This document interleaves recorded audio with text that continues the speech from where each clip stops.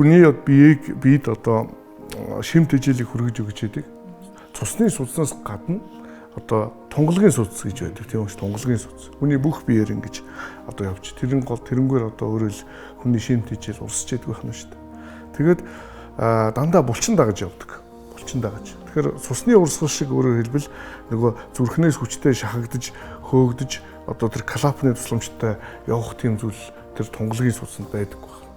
Яагаад гэвэл булчин дагаж байлдаг дандаа. Тэгэхээр булчингийн агшиг сонох хөдөлгөөнөөр тэр доторх шингэн маань ингэж туугдж хүрэх газар хүрдэг.